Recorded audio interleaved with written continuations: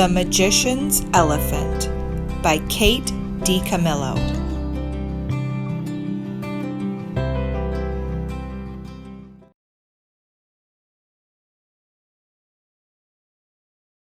Chapter 18.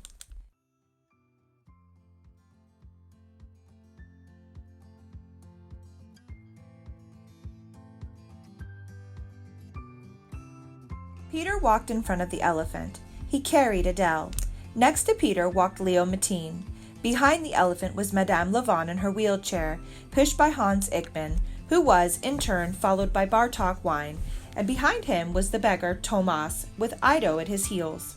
At the very end was Sister Marie, who for the first time in 50 years was not at the door of the orphanage of the Sisters of Perpetual Light. Peter led them, and as he walked through the snowy streets, each lamp-post, each doorway, each tree, each gate, each brick leaped out at him and spoke to him. All the things of the world were things of wonder that whispered to him the same thing. Each object spoke the words of the fortune-teller and the hope of his heart that had turned out, after all, to be true. She lives, she lives, she lives. And she did live. Her breath was warm on his cheek. She weighed nothing. Peter could have happily carried her in his arms for all eternity. The cathedral clock tolled midnight. A few minutes after the last note, the magician heard the great outer door of the prison open and then close again. The sound of footsteps echoed down the corridor. The steps were accompanied by the jangle of keys. "Who comes now?" shouted the magician. "Announce yourself!" There was no answer, only footsteps in the light from the lantern, and then the policeman came into view. He stood in front of the magician's cell and held up the keys and said, "They await you outside." "Who?" said the magician. "Who awaits me?" His heart thumped in disbelief.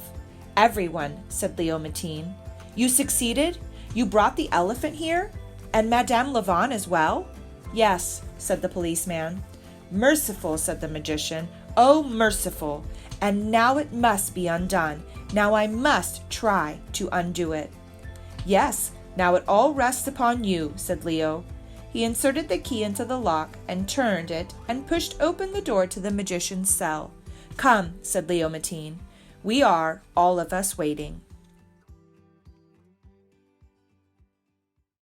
There is as much magic in making things disappear as there is in making them appear.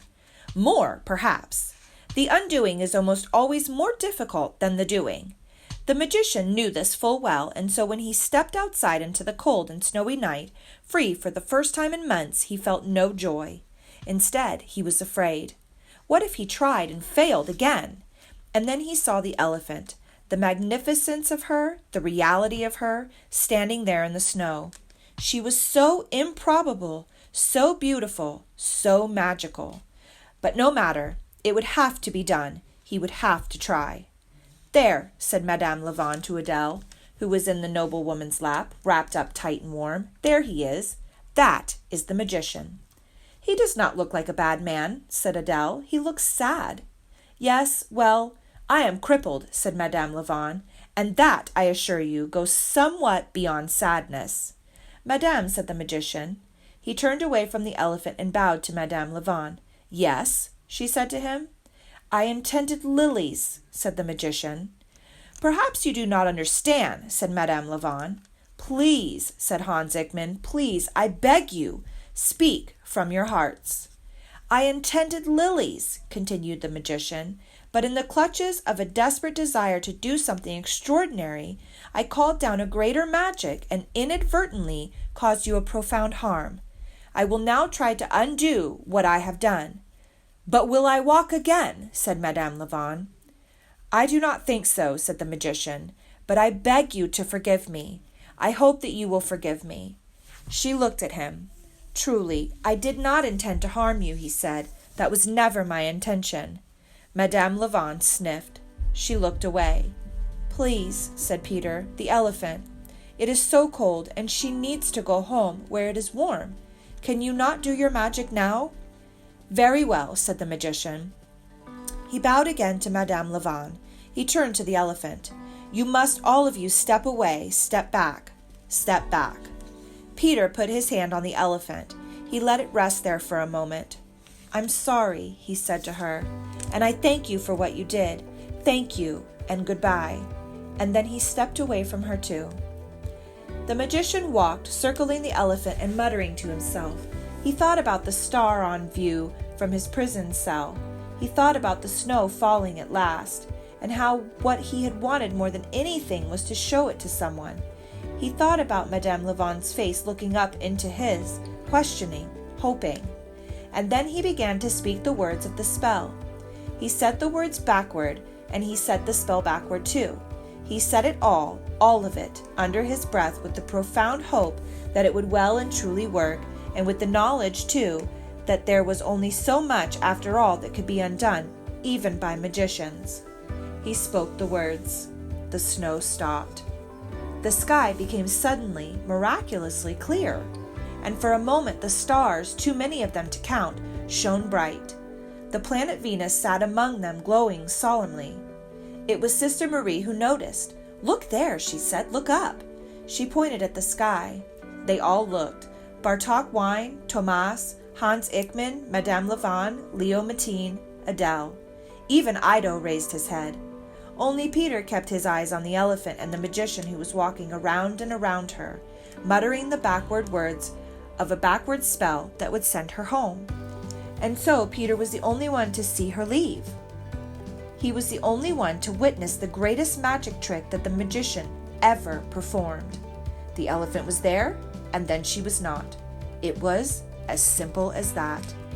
As soon as she was gone, the clouds returned, the stars disappeared from view, and it began again to snow. It is incredible that the elephant who had arrived in the city of Baltese with so much noise left it in such a profound silence. When she at last disappeared, there was no noise at all, only the tick, tick, tick of the falling snow. Ido put his nose up in the air and sniffed. He let out a low, questioning bark. "Yes," Thomas said to him, "gone." "Ah, well," said Leo Matin. Peter bent over and looked at the 4 circular footprints left in the snow. "She is truly gone," he said. "I hope she is home." When he raised his head, Adele was looking at him, her eyes round and astonished. He smiled at her. "Home," he said, and she smiled back at him, that same smile. Disbelief, then belief, and finally joy. The magician sank to his knees and put his head in his shaking hands. "I am done with it then, all of it, and I am sorry, truly I am." Leo Matin took hold of the magician's arm and pulled him to his feet. "Are you going to put him back in prison?" said Adele. "I must," said Leo Matin. And then Madame Lavon spoke. She said, "No, no. It is pointless after all, is it not?" "What?" said Hans Ickman. "What did you say?" "I said that it is pointless to return him to prison. What has happened has happened. I release him. I will press no charges. I will sign any and all statements to that effect. Let him go. Just let him go." Leo Matin let go of the magician's arm, and the magician turned to Madame Lavon and bowed. "Madame," he said. "Sir," she said back. They let him walk away. They watched his black coat retreating slowly into the swirling snow. They watched, together, until it disappeared entirely from view. And when he was gone, Madame Lavon felt some great weight suddenly flap its wings and break free of her. She laughed aloud. She put her arms around Adele and hugged her tight. "The child is cold," she said. "We must go inside." "Yes," said Leo Matin, "let's go inside." And that, after all, is how it ended, quietly, in a world muffled by the gentle, forgiving hand of snow.